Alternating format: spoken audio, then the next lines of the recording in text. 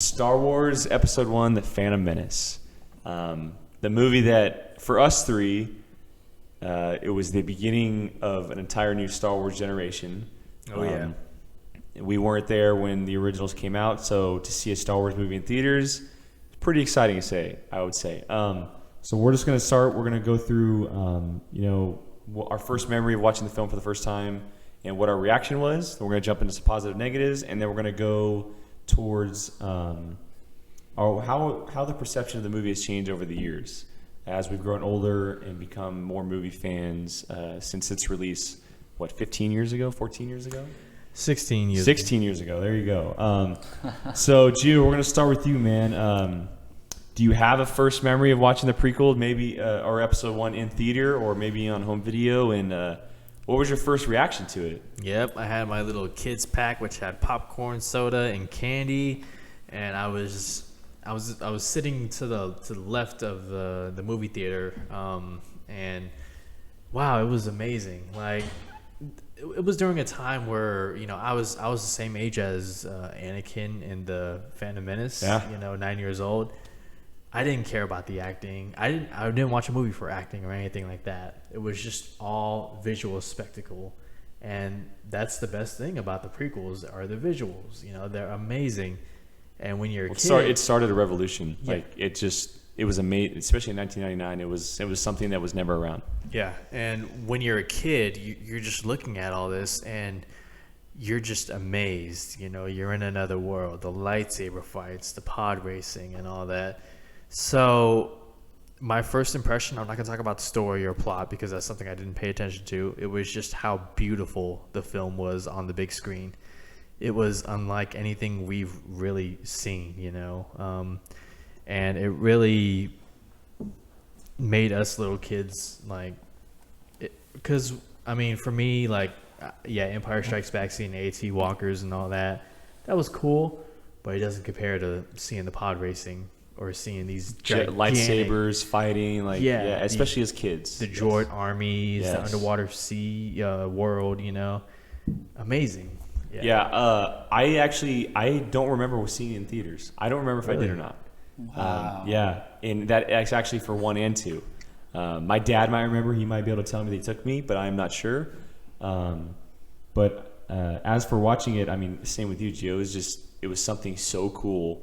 When you're a kid and you're seeing something like that on the big screen, it just makes you smile and laugh and have all kinds of fun, and it's an experience. And that's kind of what we go to the movies for. And back in 1999 when that movie came out, it was such a cool movie to see as a younger kid, and seeing this world of pod racing and creatures and sand planets and spaceships and Droids. lightsabers and droids. It was such a cool world to jump into when you're 9, 10, 11 years old. It was a great time. And, I'll never forget that memory because although the original trilogy is my first experience of Star Wars, and it always will be, that's kind of that's the real experience because that movie came out while I was alive. The original trilogy didn't. I had to go back to watch them. Exactly. So they'll always, even though they're not good movies, and but it's still going to hold a special place in me just because of the experience that it was when I was younger. Jacob, what about you? First experience? Do you remember watching it in theater, and what was your reaction to it? I do remember going to see it. I remember the drive to the theater. Nice. Oh man. So I grew up on Star Wars like you. I saw the original trilogy before I saw the prequels. Obviously, I had all my dad's old toys when he was a kid. I had all the the Millennium Falcon and everything. I lost them all. I got the VHS. You guys have seen them. I got the VHS tapes behind me, man. I wish I can go back in time and save all those toys, but I remember the drive to the theater, and this is my first experience of event film, Exactly. getting hyped up going to a movie. And Exactly. I wouldn't be who I am today if it wasn't for.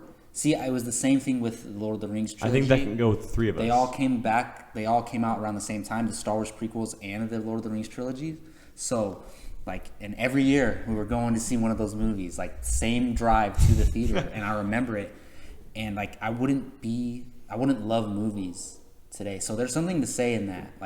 Imagine if they never would have came out. You would not probably not be who you are today. It'd be very different. Very different. So, and when you're a kid, you're not paying attention to story and plot and Yes. good acting. You're not paying attention to the politics. You're just experiencing the political it. You're aspect of the experiencing it. movie Yeah. and all that stuff. And so like all that stuff just goes over your head as a kid. So watching these movies as a kid, they were my favorite movies as a kid. There's no question. Like nothing even came close. I mean, that and Lord of the Rings. So as a kid, I absolutely loved The Phantom Menace. To me, like, it's tough to say now because it's total opposite. But I actually liked the prequels more when I was a kid because. They're what you experienced. Yeah, and I saw it in the theater, and everything visually looked new and amazing. The special effects were better, the visuals were better. So, and that's all I paid attention to as a kid. I didn't know what the dialogue meant. So, yeah, it was my first experience of being a fanboy, and it made me who I am today. So I will forever be grateful for that, and nothing but good memories watching them as a kid. Yeah, I definitely can. I can agree with you for sure. So we're gonna jump into some positives. Who knows if there will be a lot, a little? We don't know. So this is what we think now. Yes, I mean, this is what we think now. Because we've all watched them multiple times. We've in seen our them multiple times teens, over the as years. adults. Yes. And our perception of them has definitely changed over the years. So this is currently, we all watched them this week. We sat down and checked them out. So we are going to jump into some positives of the film, what we noticed. Jacob, I'm going to go right back to you. Some of the major positives that stood out to you, things that you really loved about the film, if any. I know there are a few. I can guess one for sure. But just go ahead and sound off, man. But and this is me watching them today. Yes. The stuff that I like even the visual effects. They're amazing. They still hold up. Yeah. Turn off the lights, throw it on a big screen TV. Pod racing. It looks incredible. Surround sound system, those pod races. Yeah. Oh well, how do you not enjoy that? The great thing about the pod race is the camera. It's first person. I know. It's literally literally feel like you're sitting in a pod. Yes. The visual effects, and it's not fair to say that the visual effects are way better than the original because it's 30 years later, yes, or 20 something years later. So it's not fair, but it's true. These special effects revolutionized movies and took it a huge jump. Well, if you go, Collider Movie Talk, which we watch every day, John Campia, he always says he works at a visual company. He's worked at a special effects company. He used to go see it. He watched it 19 times in theater because of the effects. Wow. That's the kind of revolution it started back in the late 90s. It changed everything for movies as far as special effects go. So that's a huge positive, obviously. I know a lot of people say the lightsaber duels, especially the one at the end with Darth Maul, Qui-Gon Jinn, and Obi-Wan, it looks so formulaic, they choreographed. Yeah. But I love They're still good. It's so amazing. So for me, even though I love every single lightsaber battle in the history of Star Wars, but the ones in the original trilogy, it was just so slow and they're just they're walking around and looking at each other and they take a swing. It's all. I feel like they didn't really know what to do because it was the first time they've really done something like that before. So I'm just gonna specifically talk about the end battle scene. It's incredible. The tension, the music, it's all there. Especially watching it now, we didn't notice it back then when we first saw it as kids, but now when you watch it, and the tension the way is there. those, I don't know what they were called, but those invisible force fields, force fields, and Obi-Wan's trying to get to him, but how powerful is Darth Maul if they both have to fight him? They can barely take him on. People don't realize how powerful Darth Maul is. Qui-Gon Jinn is a Jedi Knight, top of the line Jedi. Master. He's a master. And him and his Padawan couldn't fight Darth Maul. That says something. Leads me to my next positive. Darth Maul is incredible. The first, when you first see Darth Maul, Ray Park. Scared.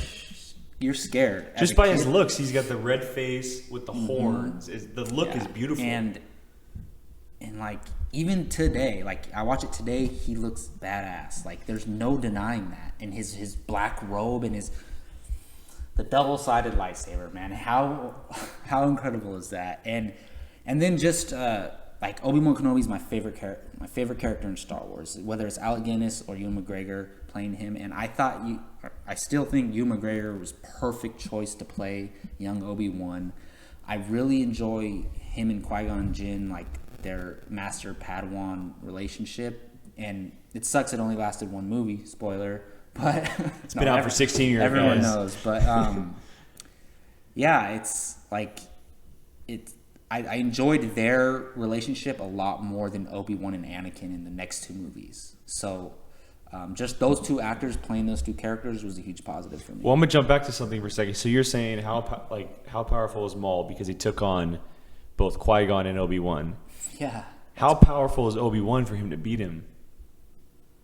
Yeah, see, that's crazy to think about. As a Padawan, not even a Jedi Knight or a Master. He's a Padawan. I knew that, but when I was saying that, I wasn't even considering that. Thinking about it now, how powerful is this guy?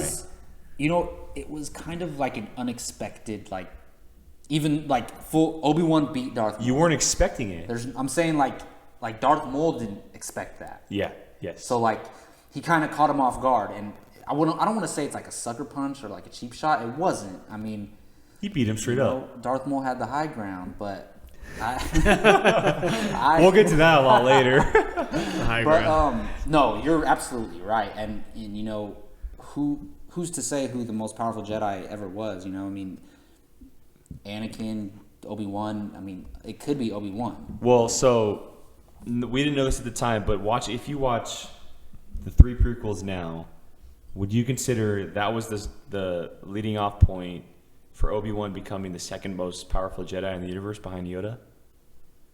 Do you think he's behind Yoda, right behind him as most powerful? As a Master Jedi ever? Well, here's the thing, Anakin. Do you think Anakin was more powerful than him as a Jedi? No, but as a Sith, yes. Oh, I'm saying as Jedi though, as a Jedi. No, I mean, I have a feeling that Luke in Episode 7 is going to be maybe as powerful or more powerful than Obi-Wan ever was. What about you? Do you think he'll be more powerful than Yoda?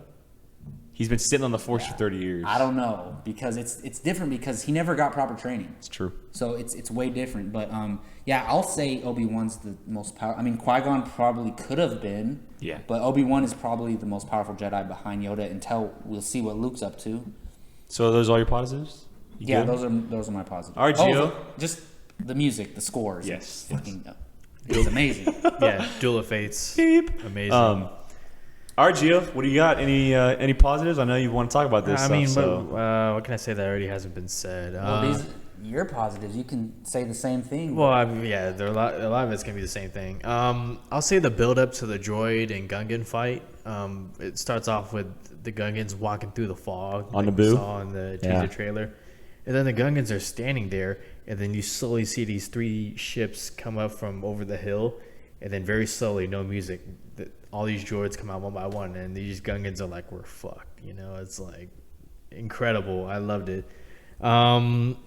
Yeah, the pod racing, like the sound effects, how incredible are they? Especially God, what's his name? What's his name? The main guy, the bad one. Yeah, the one. Anakin's rival. Is it Babos or what is it? Sebulba. There you go. Nice call. His pod racing thing is pod racer. His pod. Pod racer. His pod. His pod is incredible. Yeah, it's dope. It's Sebulba. Sebulba. Yeah, there you go. Sebulba. Yeah. Qui-Gon, his chemistry with Obi-Wan. I wanted to see more of it. But I mean, you talk about from a film that goes from Alec Guinness as you go from Alec Guinness to Liam Neeson, not a bad choice, what else? Lightsaber duels were amazing. The music was amazing. The visuals, how could you, not talk about the visuals and how incredible that was. Yeah, I mean, that's, Yeah, I mean, we're we're pretty much all going to echo the same thing. I mean, yeah. The visuals obviously were something that kicked off a revolution as far as movies go, and they're beautiful. They definitely hold up today. the pod race is definitely one of the standouts. It was so much fun and intense and exciting, and like I said before, the camera when you're sitting first person, it's really cool. Amazing. It's really cool to see. You really feel like you're there, especially with the surround sound, like Jacob was saying. Yeah, incredible. Yeah, it's really cool. I mean, obviously the lightsabers, the fighting. That's what a lot of people go to Star Wars for. That's what they know Star Wars for, is the lightsabers, the duels. The standout is definitely Obi-Wan and Qui-Gon against Maul at the very end. Probably what many consider the best fight out of the entire prequel trilogy. It stands out. It's very strong. And like you guys said, the Obi-Wan Qui-Gon relationship is strong. It's very good. And that's something we could see in the future. If they do an Obi-Wan trilogy or standalone movie, we know that Qui-Gon, he found the afterlife. He found out how to become a Force. Oh, we don't know if he's a Force ghost or not, but he found out how to become immortal. So totally could be though. Yeah, so we could end up seeing him again in Obi-Wan. So down. That would be just so be cool. like how Luke had Obi-Wan. That would be in so the cool. Original trilogy. Yeah, I see Liam Neeson and you Ewan hear his McGregor back voice? again. That would be so cool. Amazing. Yeah, so I mean, there are things that are definitely positive from the original trilogy or from the episode 1, but they are all the same for a lot of people. So there aren't a lot of things that differ between us, which is going to jump us right into our negatives. Gio, I'm going to go back to you. I know you probably got a bunch, so why don't you go ahead and sound off, man? What are your negatives for The Phantom Menace? The movie's too long.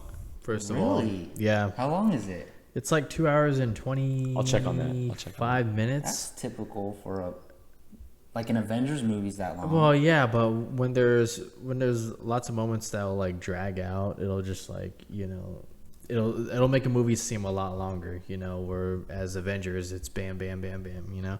Also, it's long and it feels long. It feels long. 2 hours and 16 minutes. Yeah, it feels long. Yeah, it feels longer than that. See, that's even worse if you like said it was longer. You thought it was longer. Yeah. So.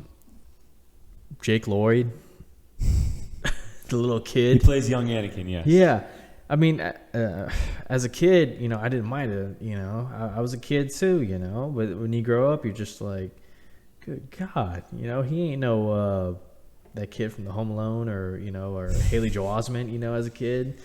Like, that guy is just, and then Jar Jar Binks, like, you know, we all hate Jar Jar Binks, you know, every time he speaks, you know, it's just,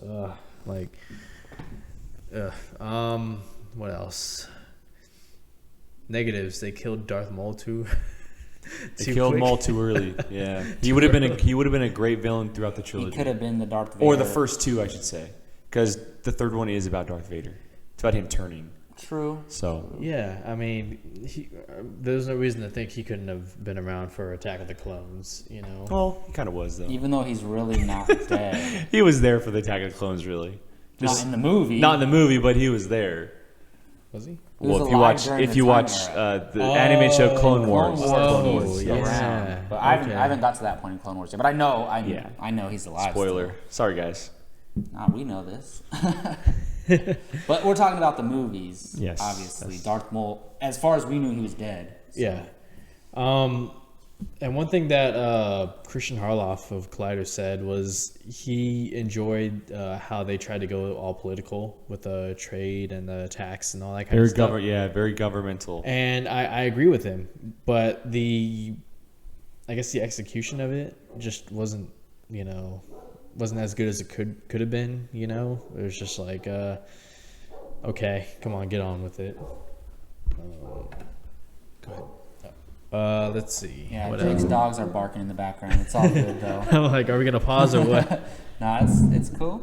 Nothing. Everyone loves dogs, right? Right. Let's see what else. You know what? I know I have more, but I'm kind of stuck right now. I mean, Let me ask you this: What impossible about to list all the negatives? what about I know they're there, and when somebody mentions them, I'm like, yeah, that's a negative. But, God. what do you think about Padme? What do you mean? You talking about the twist or just Padme? Did you like her introduction to begin with in the movie? Like Um, the way they created or brought her into the movie, and then kind of just Like, do you like her character, or was she just kind of like a one-off, or you don't care about her too much, or? No, I like her character. I mean, when I first saw The Phantom Menace and saw the twist, I was like, oh, whoa, I didn't see that coming. I thought you were just like, Yeah. her right-hand lady or whatnot. I didn't mind her. She was at times a little bit too whiny, but that's something that you find a lot of in these Star Wars films, is how whiny people are. But then again, you got to consider the director. Oh, negative dialogue. Let's talk about dialogue. Let's talk about direction. Let's talk about George Lucas. It really showed that he didn't put enough attention to detail with the movie.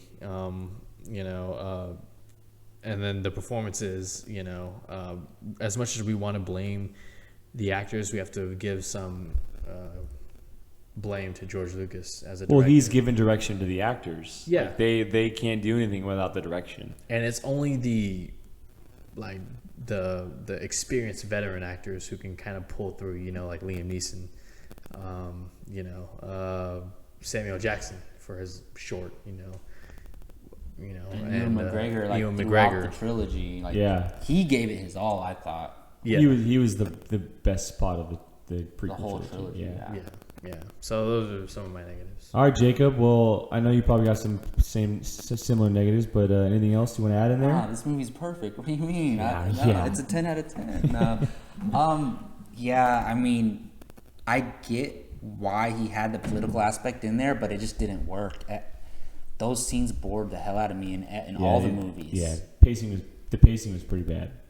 I didn't care about that. Was not in the original trilogy. Nothing like that. It was about the characters, and he tried to emphasize they're trying to cut off the trade routes to Naboo, and nobody really cares. But I don't know what he was going for. If he thought that was clever, but I mean, it was cool. It's a cool idea, to involve politics. It makes sense for the time era where the story's taking place, because in the original trilogy, there's no real legit government system set up. Everything's the Empire runs everything, Yeah, he was trying to give us a backstory about how the universe was before the Empire. Yeah, and everything was all structured Yes. and organized, and it was a good idea, but the execution was Yes. just not handled right. Padme floating on a little thing, and it just didn't make sense. And you have to talk about Jar Jar Binks when you're talking about the negatives. It's, as a kid, I mean, you don't even, like I said, you don't know what's good or bad when you're a kid. And Jar Jar Binks was made for kids. He tried to give the Star Wars prequels a comedic relief, almost similar to what Han and Chewie were in the originals, but he did it terribly. So was Jar Jar supposed to be Chewie's replacement? I wouldn't say not Chewie's a replacement, direct, but a comedic relief replacement. Yeah, and it's absolutely horrible. Everything he says, and his voice, the way he looks, it's disturbing. It makes me uncomfortable watching him on screen. I wish I could watch a version of the movie without him in it. Because part of me loves this movie, part of me does, and when I'm watching Jar Jar Binks, it makes me want to throw up. So, and I'll go to Padme. I'm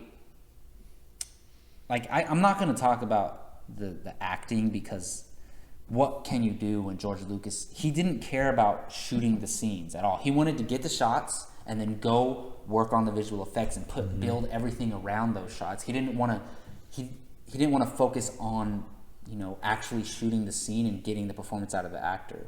So, and you could see it, no one's really acting.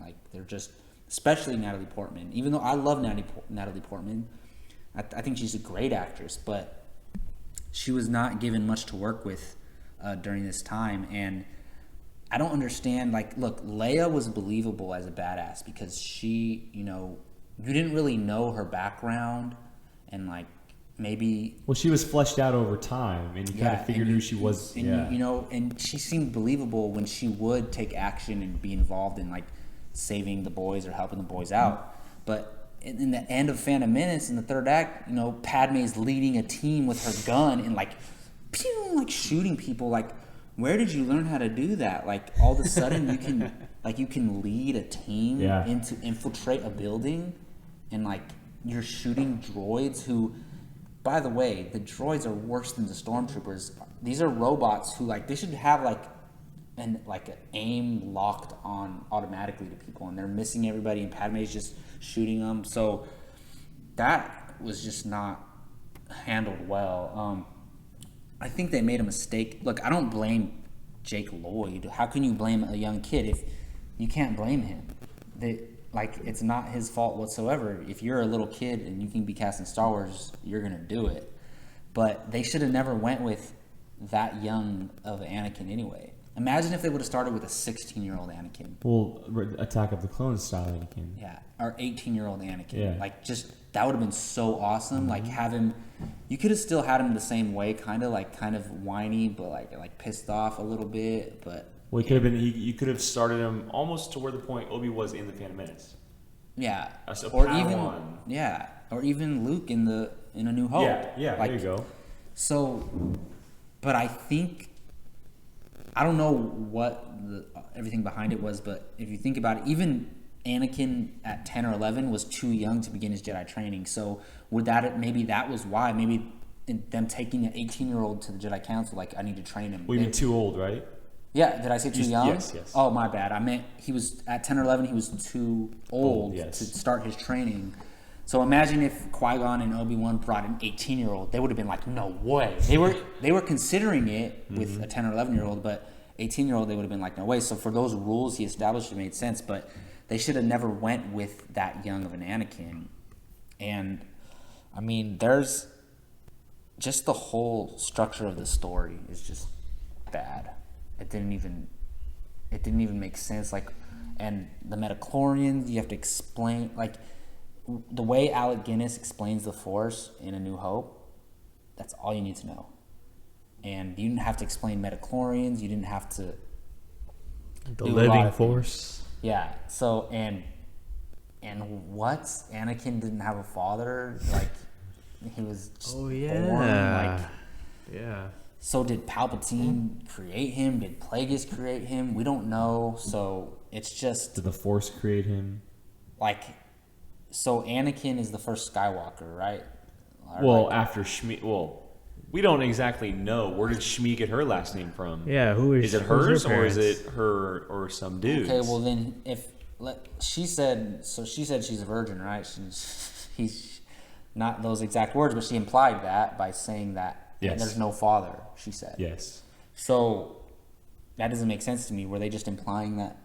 They're implying that he was created by something. Like some higher power. So yes. Yeah, I don't know though. There's a lot of things to bag on with the prequels, but for me, and just I don't know, the battle scene at the end, it didn't really make sense. Like, it was trying to show like 3 or 4 different battles going on, and that works sometimes. Like, they do that in the original trilogy a lot. Yes. But I didn't care about any of the battles other than the lightsaber duel. So those are my negatives. Yeah, I'll echo everything pretty much you guys all said. I mean, there's from Jar Jar Binks to the way the story was structured to the twist that didn't really twist too well, and the droids being more stormtroopers who were terrible at aim and you get shot really easily. It's like, okay, I guess it's believable for so long. I think the stormtroopers are actually worse than the droids, though. I mean, they probably are. You don't get any worse than getting rocks thrown at you by Ewoks. Yeah, it's very true. Very true. I'll even say that I didn't like the whole Federation side of it. Like, they were an okay villain, I guess. The Separatists. Yeah, Separatists. Excuse me, Separatists. Yeah. It didn't really work too well. Like, it bored me a little bit. Like, I didn't want to hear. Like you said, it was boring. They were horrible. Like, actually. I wanted to see like real action, stuff in the stars and lightsabers and stuff that the original trilogy had, but this movie didn't have. There was one scene like that, and it was on ground as a pod race. Even like where Anakin is in a fighter jet, it's like, okay, this kid's in a fighter jet fighting alongside other fighters. Exactly. Like, I was gonna mention that. I get that he is he's the all force and all that kind of stuff, but he's a 10-year-old kid. Like, come on. Hey, and no who knows, maybe, humans could fly pod race. very true, but maybe R2-D2 flew him. I don't know. Hey, but we as kids, we were like, yeah, That's of me. course we were awesome. Of course, Yeah. yes. But I mean, it is what it is. It's Star Wars. I understand what he tried to do. I understand what the movie tried to do, what it tried to do. But like Jacob said, the execution just was not good. There were moments of glory. I mean, everything involving Qui-Gon Jinn and Obi-Wan I thought was really good.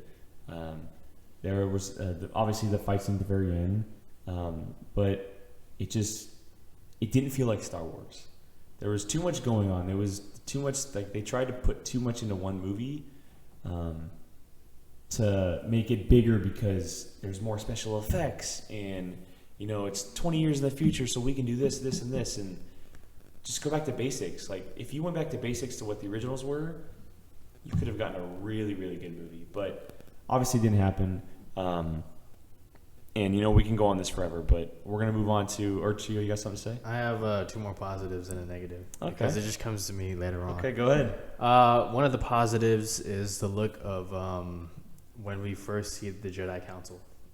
And everyone there sitting in their places like, yeah. That's cool. That's I probably mean, the only time we saw the entire council sitting there. That's cool because them we together. hear about the Jedi Council a little bit when Yoda talks about it. Yes. And Well, the Jedi Order. the Jedi Order, yes. not Council. But And we finally see get to see it in. Yeah. see, there's great things about these See movies. them in their It's a great heyday. setup. Yeah. Yeah.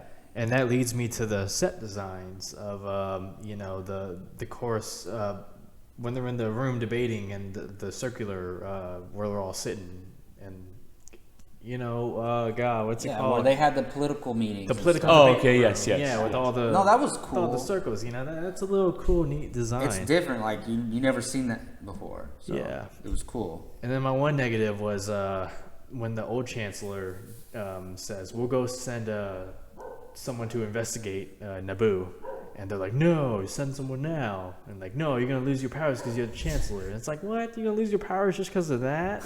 Like, I felt a little bit of like, just because you wanted to move the plot along. Yeah. That's it. All right. Well, we're gonna move on to. We're gonna talk about. Attack of the Clones. No, we're gonna talk about how the movie has changed over the years. Yeah. Yeah. Okay. Just real quick, we're gonna go for it just a little bit. And, Jacob's so ready to move on. Yeah, he's ready to move on from the Phantom Menace.